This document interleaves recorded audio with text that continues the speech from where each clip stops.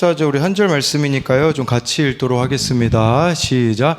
단단한 음식은 장성한 자의 것이니 그들은 지각을 사용함으로 연단을 받아 선악을 분별하는 자들이니라. 아멘. 우리 옆 사람과 인사하겠습니다. 주님의 이름으로 사랑합니다. 네, 주님의 이름으로 사랑합니다. 네, 오늘은요, 말씀만이 옳습니다. 우리 말씀만이 옳습니다. 라는 제목으로, 네, 말씀을 나누겠습니다.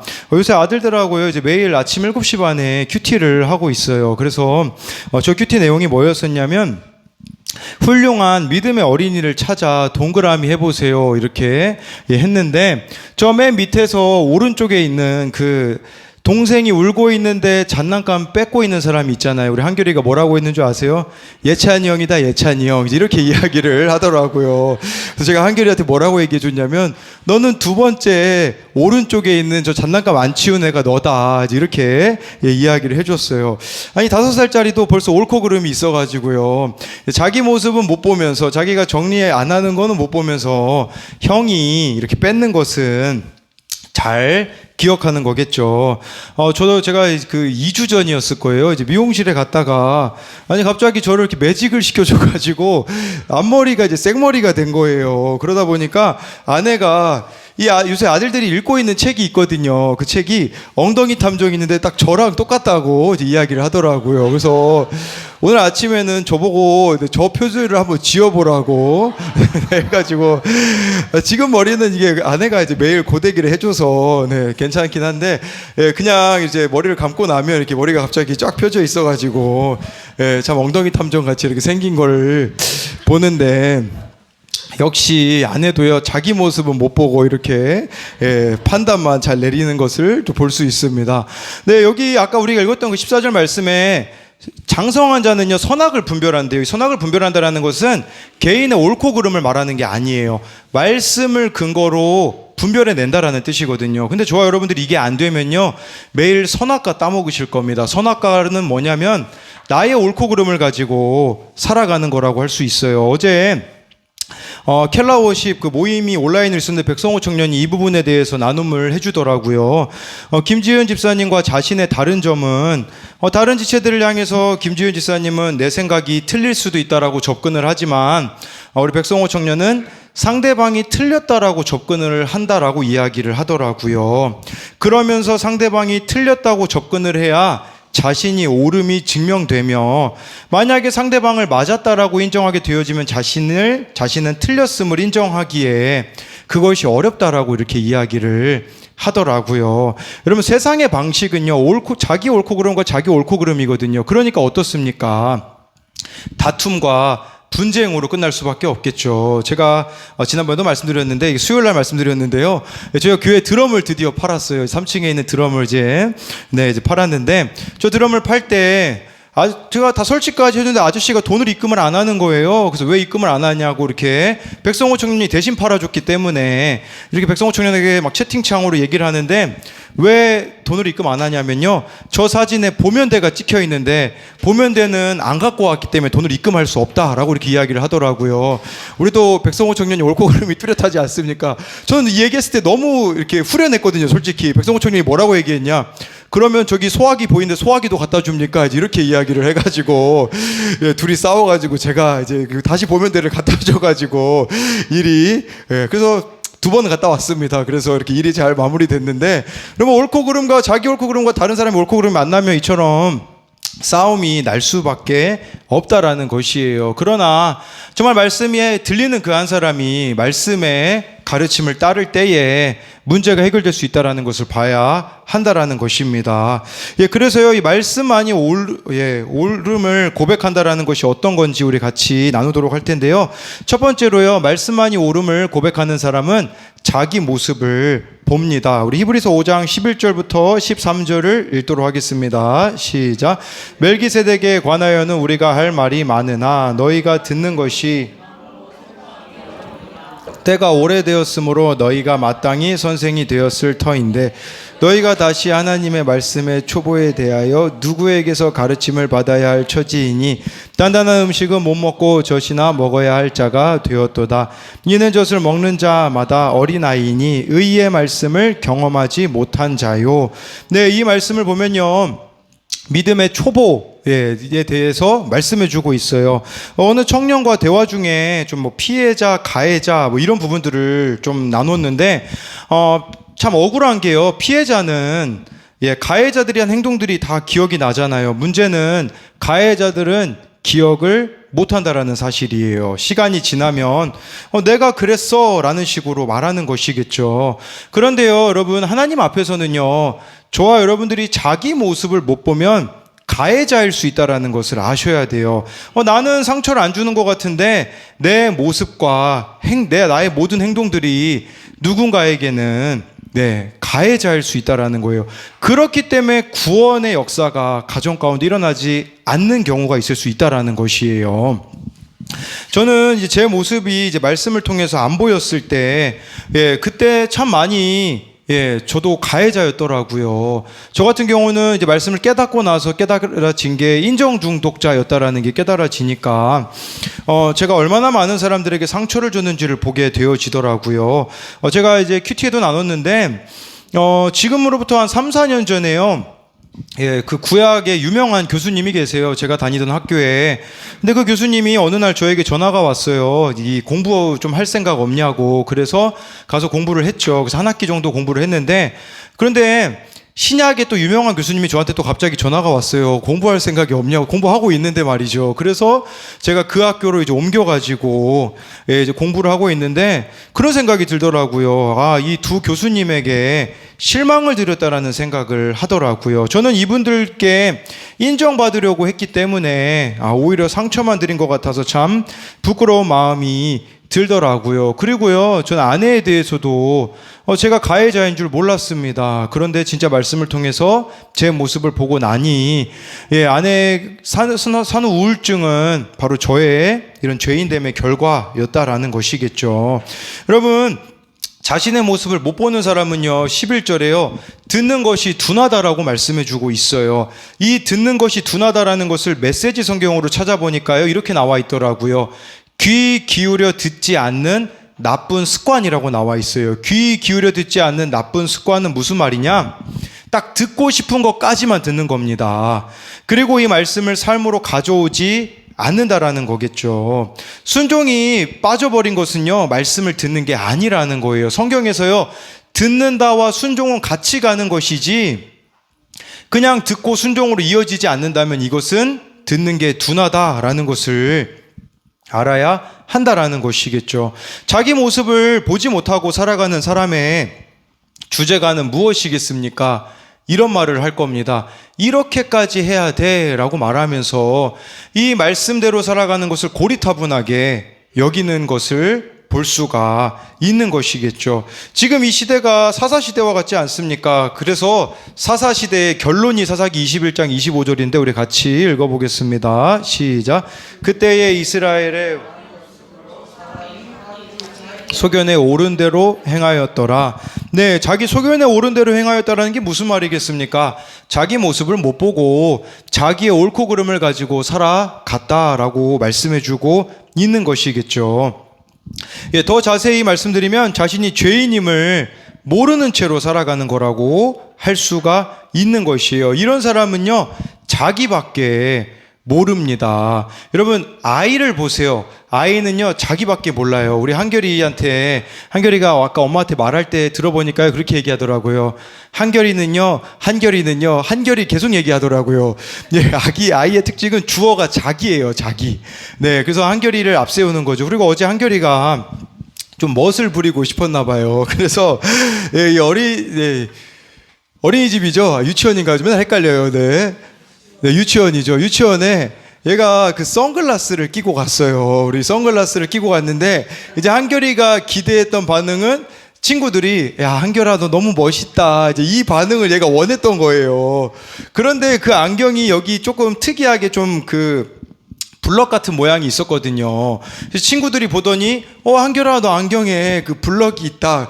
자기가 원하는 반응이 안 나오니까 신발장에 머리를 박고 울었다고 하더라고요, 우리 한결이가. 여러분, 이게 어린아이의 특징이에요. 내가 원하는 반응이 안 나오잖아요. 그러면 그냥 실망하는 거예요. 하나님께 대하여서도 마찬가지예요. 내가 원하는 결과물 안 주시면 그냥 사물함에 머리 박고 우는 그게 우리의 모습이 아닌가 생각해 봐야 된다라는 거죠. 12절 말씀에 보면요, 이미 때가 되었어요. 선생이 되어야 되는데 여전히 초보에 머물러 있다라는 거죠. 이런 사람들은요, 이제는 믿음이 자랐으면 막 다른 사람들에게 사랑과 관심을 베풀고 나눠줘야 되는데, 어떻게 하냐?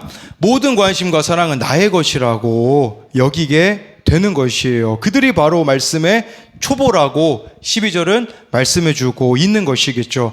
그리고 이런 사람은요, 13절에 보니까요, 의의 말씀을 경험하지 못한 자요 라고 말씀해 주고 있어요. 의의 말씀이 무엇일까요? 제가 쉬운 성경으로 찾아보니까요, 옳은 말씀에 대해서 알지 못합니다. 옳은 말씀에 대해서 알지 못하다라는 것은 무슨 말이겠습니까?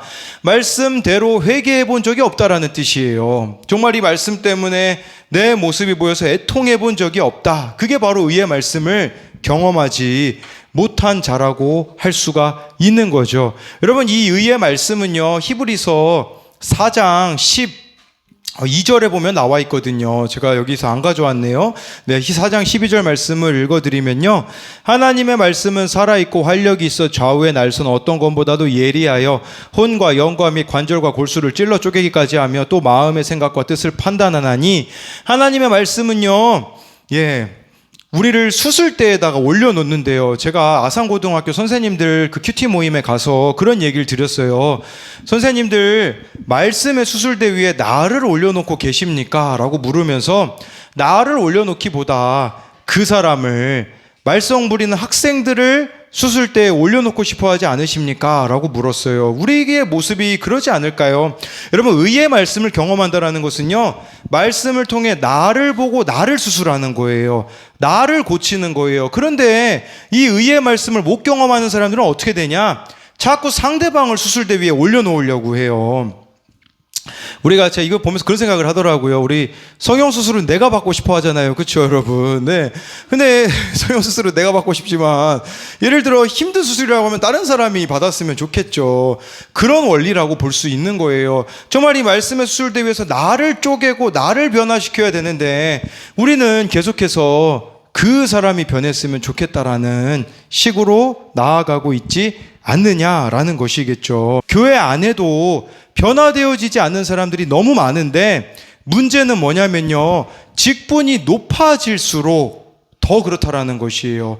어찌 보면 말씀이 가장 잘 들려야 되는 사람들이 안 들리다 보니까요, 막 목사님에 대하여서도 설교에 대하여서도 평가를 내리고, 여러분, 목사님들을 쫓아내는 교회들이 얼마나 많은지 몰라요. 물론 목사님의 잘못 때문이라고도 할 수 있겠지만, 반대로 보면요, 완고함 때문이라고 할 수 있어요. 내가 듣고 싶은 설교 해야지 왜 안 하냐라는 것이겠죠. 그러다 보니 많은 교회들이 큐티 목회로 하신다고 하잖아요. 그럼 다 들고 일어나는 교회들이 그렇게 많다고 하더라고요. 이 큐티 목회가 사실, 여러분, 이걸 통해서 목사님들이 얻는 유익이 있습니까? 아니잖아요. 하나님 앞에 진실하자라는 거잖아요. 그런데 그걸 거부하고 있다라는 것은 무엇을 말하는 거겠습니까? 의의 말씀을 경험하지 못하였기 때문에, 나를 한 번도 이 말씀의 수술대 위에 올려본 적이 없기 때문이 아닐까를 생각해 볼 수 있는 것이에요. 어느 청년의 오늘 큐티 나눔이에요. 내가 구원을 위해 섬겨야 할 마음이 맞지 않는 사람은 누구인가요? 구원을 위해 섬겨야 할 사람과 상황은 무엇인지 돌아봤다. 오늘 가족 구원을 위해 섬겨야 할 사람은 친언니다. 묵상을 하기 시작하니 친언이랑 연락을 하게 되는데, 어제 해야 할 일 중에 하나를 하지 않았다고 다 한 게 아니냐면서 의심에 나의 이 발작 버튼이 눌러졌다. 그 발작 버튼은 의심하는 것과 왜 하지 않느냐라고 이유를 묻는 것이다. 이 청년이 언니에게 심한 욕을 쏟고 싶었지만 2분 동안 답장하지 않고 흥분을 가라앉히고 욕하지 않은 것, 이렇게, 그리고 어제 그렇게 하지 않은 것은 미안하고 의심하는 것이 내 발작 버튼이라고 하니 상황이 정리가 되고, 언니에 대한 미움도 화나는 마음도 어느 정도 사그라들었다.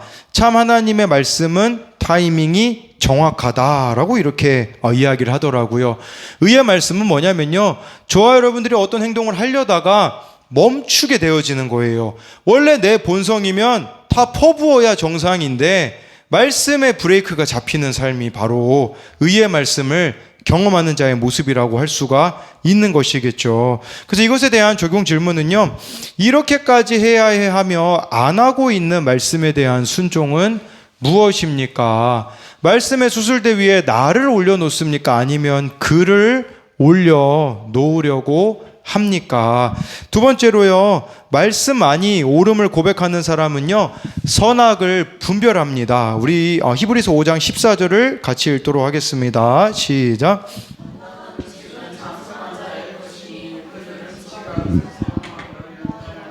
선악을 분별하는 자들이니라. 네, 여기 보니까요, 이 말씀 안이 옳음을 고백하는 사람은요, 먼저는 믿음이 장성한 자로 단단한 음식을 먹는 자라고 이렇게 말씀해주고 있습니다. 단단한 음식을 먹는다라는 게 무슨 말일까요? 들을 말을 들었습니다가 되어지는 것이에요. 어느 청년의 나눔이에요. 적용 질문은 나는 축복과 위로의 말씀만 들으려고 합니까? 내 죄를 드러내는 의의 말씀도 기꺼이 듣습니까? 이 부분을 묵상한다. 나의 신앙의 수준에 대해서 생각해 보았다. 어린아이인가 어른인가? 그저 듣고 싶을 말만 듣는가? 여러모로 생각이 많아졌다. 공동체에서 권면을 받는데 그것을 어떻게 받아들이느냐가 중요한 것 같다. 예전에는 무조건적으로 튕겨나갔지만 요즘은 그래도 받아들이려고 한다. 그러나 아직은 어렵고 힘든 것 같다. 고민이 생겼고 그 부분을 두고 기도를 계속해 봐야겠다. 나는 여전히 듣고 싶은 말만 들으려는 것인가 싶다. 권면에 있어서 여전히 받아들이기 힘들고 오히려 불편해하는 것 같다. 그렇게 오늘 말씀을 생각하면서 고민이 되는 부분을 두고 기도해야겠다라고 이렇게 나눔을 올려줬어요. 저와 여러분들이요, 단단한 음식을 먹는다라는 것은요, 정말 이처럼 들을 말을 들었습니다라고 고백하며 이 공동체 지체들 가운데서 해주는 그 권면들을 잘 받으며 나아가는 자라고 할 수가 있겠죠. 여러분, 또 이 단단한 음식을 먹는다라는 것은요, 상대방의 수준까지도 내려가는 자입니다. 제가요, 그 다문화 고부열전이라는 프로그램을 지난번에 봤는데, 이 제목이요, 일개미 시어머니와 공주 며느리였어요. 이 필리핀 며느리거든요. 근데 이 며느리는 시골에서요, 늦잠 자고 늦게 일어나요, 당연히. 그리고 시어머니를요, 도와주지를 않아요. 그러다 보니까 이 시어머니는 일개미 얼마나 부지런히 일하는데요. 근데 이 며느리는 그렇게 하지 않는 거죠. 완전 공주인 거죠. 그런데요, 이 시어머니가 그런 얘기를 하더라고요. 내가 당해봤으니 너도 당해봐라 하는 마음이 있었으면 며느리가 너무 힘들 것 같아요 라고 하면서 본인은 시어머니 시아버지를 모셨는데 얼마나 힘들었겠어요. 근데 내 며느리는 똑같이 나처럼 힘들지 않았으면 좋겠다라고 해서 그렇게 하지 않겠다라고 이야기를 하더라고요. 그리고 며느리 살고 있는, 원래 살았던 그 집에 가게 되어지거든요. 사돈에 가게 되어지는데 그 집이 필리핀에서요, 쓰레기 마을에서 이렇게 살고 있었어요. 처갓집에 가자마자 그 눈물 흘리는 모습이 바로 저 모습이거든요. 그러면서요, 이제 며느리를 이해하기 시작해요, 이 시어머니가. 밤에 씻으라고 하는데 그냥 커튼으로 가려진 곳에서 조그마한 바가지 하나를 주고서는 씻으라고 이렇게 이야기를 하는데, 그때 이 시어머니가 며느리를 이해를 해요. 한국에서 며느리 보고 큰 바가지로 편하게 씻으라고 해도 이 며느리는 항상 조그마한 바가지로 이렇게 조금씩 씻더래요. 그래서 왜 그런지 보니까 이런 환경에서 있었기 때문에 며느리가 그런 거구나 라고 이해를 하게 되어지더라고요. 필리핀을 떠날 때가 되는데요, 이 시어머니가 어떻게 하냐면요, 사돈네 집을 보니까 너무 힘들어 보인다고 집을 선물하고 가요. 그런데 여기서 며느리가 감동을 받더라고요. 여러분 생각에는 이 며느리가 한국에 돌아와서 어떻게 살까요? 예전처럼 여전히 늦게 일어나고 시어머니를 돕지 않을까요? 제가 봤을 때는 한국에 돌아와서는 이 은혜를 알기 때문에 일찍 일어나서 말하지 않아도 시어머니를 돕는 그런 모습을 보이지 않겠냐라는 거겠죠. 제가 이거를 왜 이야기 드리는 거냐면요, 먼저 이 며느리 입장에서 생각하니까 며느리가 바뀌게 되어지는 것이잖아요. 저와 여러분들이 단단한 음식을 먹는다라는 것은 이런 의미예요. 나의 옳고 그름을 내려놓고 상대방을 있는 모습 그대로 사랑하는 거예요. 내 생각을 버리고 내 감정을 버리는 것이에요. 근데 이게 하루아침에 될까요? 안 되죠. 왜 안? 그래서 여기 나와 있잖아요. 연단을 받아. 이 연단을 받는다라는 것을 찾아보니까요, 경험으로, 훈련으로 되어진다라고 해요. 여러분, 이것은요 그냥 본성적으로 되어지는 게 아니라는 거예요. 훈련을 거쳐야, 또 시행착오를 거쳐야지만 이런 단계에 우리가 이를 수 있다라는 것이겠죠. 예, 그랬을 때 선악을 분별하는 자들이 되어진대요. 자기 옳고 그름을 내려놓고 말씀대로 100% 오르신 이 말씀에 순종하며 나아가겠다라는 거죠.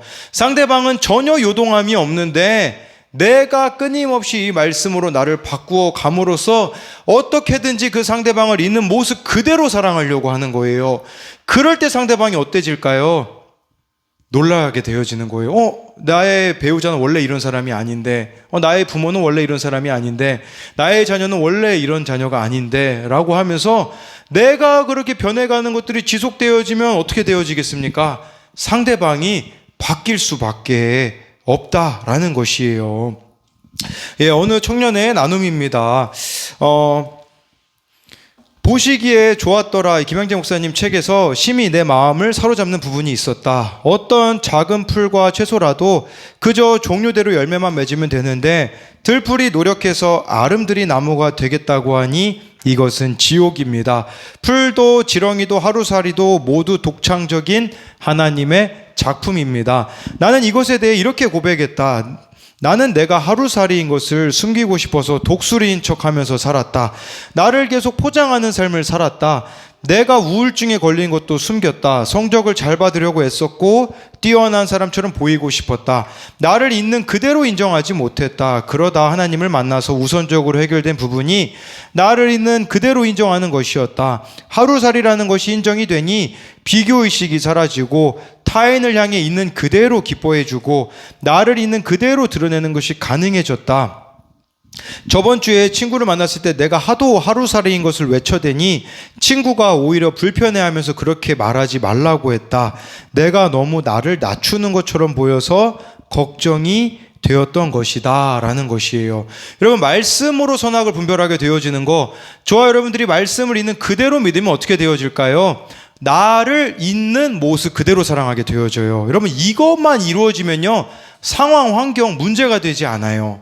사람이 문제가 되어지지 않아요. 하나님이 나를 있는 모습 그대로 용납하셨다라고 하는데 환경 어려운 게 뭐가 문제가 되겠어요? 상황이 어려운 게 뭐가 문제가 되겠어요? 사람이 힘들게 하는 게 뭐가 문제가 되겠냐라는 거죠. 하나님이 나를 있는 모습 그대로 사랑하신다라고 하는데 뭐가 염려이고 걱정이냐라는 거죠. 이것이 되어지면요 더 나아가 다른 사람을 있는 모습 그대로 사랑하게 되어집니다. 어느 청년의 나눔이에요. 요즘 엄마에게 미운 마음이 가끔 든다. 혼자 과제에 집중하려고 다른 방에 가도 왜 그 방에 가 있냐고 화를 낸다. 새벽까지 할 일을 할 수가 없고 불편한 상황이 많다. 이외에 사소한 거에 이상한 고집을 부려서 절대 의견을 꺾지 않는 엄마가 미울 때가 많다.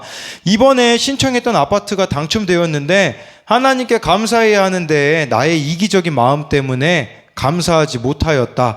월세 부담은 덜겠지만 방이 원룸이어서 오히려 이사 가고 싶지 않은 마음도 컸다. 내년에 학교 다니기엔 더 거리가 멀어져 걱정도 있다. 어떤 집이든 장단점이 있는데 나는 감사하기보다 단점을 보았다.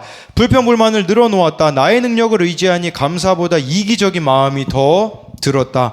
엄마가 힘들게 할 때가 있어도 토달지 않고 내가 처음 하나님을 만나게 된 계기는 오직 엄마의 힘을 잊지 말아야겠다. 요즘 감사한 것은 아빠가 나에게가 아닌 엄마에게 전화를 하여 먹을 것을 보내준다고 이야기한다. 참 감사하다.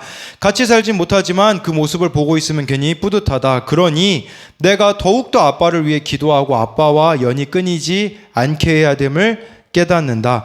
감사할 것이 정말 많지만 나의 이기적임, 교만이란 약함 때문에 감사하지 않았다. 불평, 불만이 나오면 내 마음대로 행동하고 싶지만 감사하면 말씀대로 행동하게 되는 것 같다라는 이 부분이에요. 선악을 분별하는 이 의의 말씀대로 사는 게 힘들죠. 그런데 지금 이 청년이 겪고 있는 것은 연단을 받는 거잖아요. 연단을 받는 게 무엇이겠습니까? 이 엄마를 있는 모습 그대로 사랑하기 위하여서 나를 고쳐가는 그 모습이 아니겠냐라는 것이겠죠.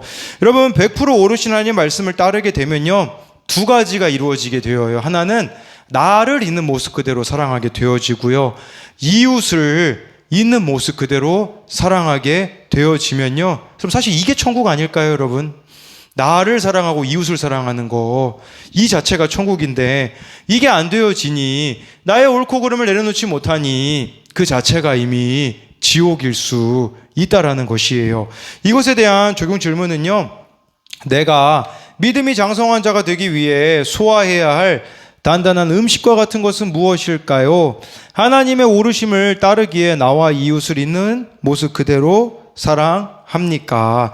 어제 저희 어머니랑 그 친할머니를 만나뵈러 이제 점심에 다녀왔어요. 치매로 인하여서 요양병원에 계셔서 어제 이렇게 면회를 갔는데 제 이름을 이렇게 기억하시더라고요. 그러면서 저희 할머니가 왜 아들은 안 왔냐고 그랬더니 저희 어머니가 아들은 다 키워봤자 소용없다고 이렇게 얘기를 하셨는데 저 찔리더라고요. 저도 아들이잖아요. 네, 나중에 그냥 그렇게 장난으로 얘기를 하셨는데 저는 좀 이해가 안 되었던 부분이 있어요. 뭐냐면 제가 봤을 때 할머니가 할아버지보다 믿음이 더 좋으셨거든요. 그런데 할아버지는 정말 갑작스럽지만 평안하게 주님 품에 안기셨는데 우리 할머니는 신앙이 더 좋으신데 왜 치매가 있으실까에 대한 부분이 좀 해석이 안 되어졌던 부분이에요. 그런데 제가 지지난주로 기억이 나요. 김양재 목사님 언니가 이렇게 2년 만에 이혼을 하고 그것으로 인하여서 하나님을 만나게 되어지고 또 재혼해서 힘든 삶을 필리핀에서 살았거든요. 필리핀 선교지에서 살고서는 2013년에 김양재 목사님 언니가 치매로 한국에 돌아오셨거든요. 치매로 돌아오셨는데 그때 그 목회자 세미나 때 이 김양재 목사님 언니의 그 특송을 시켰거든요. 그 특송을 부르고 나서 김양재 목사님이 그렇게 이야기하시더라고요. 뭐라고 이야기하시냐면 저희 언니에게 하나님이 치매를 선물로 주셨습니다 라고 이야기를 하시더라고요. 아니 어떻게 치매가 선물이 될 수 있을까라는 생각이 들었거든요. 그런데 세상적인 관점으로는 이해가 안 되죠. 그런데 구원의 관점으로 보면요, 언니 선교사님이 아무것도 자랑하지 못하고 생색내지 못하게 하시기 위한 하나님의 뜻임을 인정한다라는 거였거든요. 어제 점심에 식사하기 전에 저희 어머니가 기도를 하시는데 그렇게 기도를 하셨어요. 어머니에게 치매를 선물로 주셔서 감사합니다 해서 저희 어머니도 울컥하시고 저도 이렇게 울컥하면서 이해가 되어지더라고요.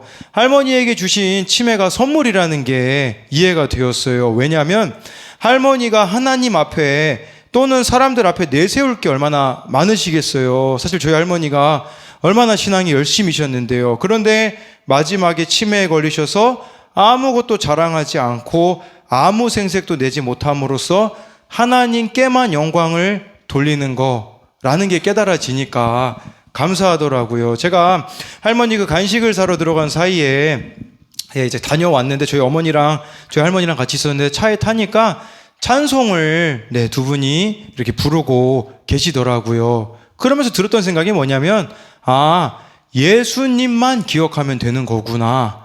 저는 그 모습 보면서 참 많이 회개가 되었어요. 뭐냐면 저는 생색 진짜 많이 내거든요. 누군가를 위해서 이걸 했으면 상대방도 그에 합당한 뭔가를 보여줘야 된다라는 생색. 또 하나님을 위하여서 순종하고 나면요, 얼마나 자랑을 많이 하는지 몰라요. 그런데 이 할머니의 모습을 보면서 제가 회개가 되었던 것은 순종할 때 이렇게 생색 내거나 아무것도 자랑하지 말아야겠구나 라는 생각이 들었어요. 여러분, 우리에게도 힘든 문제도 있고요, 힘든 사건도 있고요, 힘든 사람도 있어요. 왜 그런 줄 아세요? 예수님만 바라보라고. 여러분 생각해 보세요. 문제 배우자가 없고 문제 자녀가 없어 봐요. 그러면 우리는 예수님 절대 안 붙잡을 사람들이거든요. 이걸 감사하셔야 돼요. 예수님만 붙잡으라고, 예수님 잃어버리지 말라고 나에게 이러한 것들을 허락하셨구나. 이 관점으로 나아가게 되어지면요, 다 감사할 수 있게 되어질 거예요. 제가 우리 할머니의 이 치매를 감사했던 것처럼 저와 여러분들에게도 힘듦이 있겠죠. 근데 그 힘듦은요, 예수님만 붙잡으라고 우리에게 남겨주신 선물이라는 것을 여러분들이 기억하심으로써 이 믿음의 길을, 이제 나중에 히브리서 12장에 가면요, 그런 말씀이 나오거든요. 믿음의 주요 온전케 하시는 이인 예수를 바라보자. 이것만 있으면 돼요. 예수님만 저와 여러분들이 바라보는 그 인생이 되시기를 소망합니다.